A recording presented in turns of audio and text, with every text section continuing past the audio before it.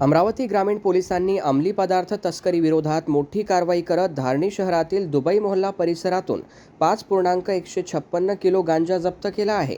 या कारवाईत खलील अन्सारी कलीम अन्सारी राहणार दुबई मोहल्ला धारणी याला ताब्यात घेण्यात आले असून त्याच्या विरुद्ध NPDS कायद्यान्वये गुन्हा दाखल करण्यात आला आहे। पोलीस अधीक्षक निकेतन कदम यांच्या निर्देशानुसार जिल्ह्यात अवैध धंदे आणि अंमली पदार्थांच्या तस्करी विरोधात विशेष मोहीम सुरू आहे। त्याच अनुषंगाने 10 जून 2026 रोजी धारणी पोलीस ठाण्याचे पोलीस निरीक्षक अवतार सिंग चव्हाण यांना मिळालेल्या गोपनीय माहितीच्या आधारे विशेष पथकाने दुबई मोहल्ला परिसरात छापा टाकला। झडती दरम्यान आरोपीच्या घरातून खाकी टेपमध्ये गुंडाळून ठेवलेले 5 पाकिट आढळून आले।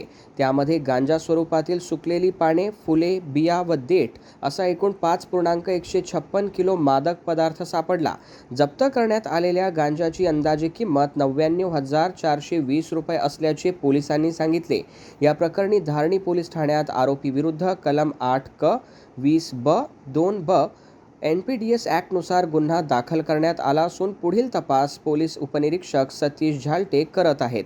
ही कारवाई पोलीस अधीक्षक निकेतन कदम, अप्पर पोलीस अधीक्षक दत्ता तोटेवाड आणि उपविभागीय पोलीस अधिकारी माधवराव गरुड यांच्या मार्गदर्शनाखाली पोलीस निरीक्षक अवतार सिंग चव्हाण यांच्या नेतृत्वात करण्यात आली। कारवाईत पोलीस अधिकारी, कर्मचारी तसेच महसूल आणि पंचायत समितीच्या अधिकाऱ्यांनी सहभाग घेतला। अंमली पदार्थांविरोधात ही कारवाई धारणी परिसरात चर्चेचा विषय ठरली असून पोलिसांनी अशा अवैध धंद्यांवर यापुढेही कठोर कारवाई सुरू ठेवण्याचा इशारा दिला आहे। ब्युरो रिपोर्ट, बातमीपत्र।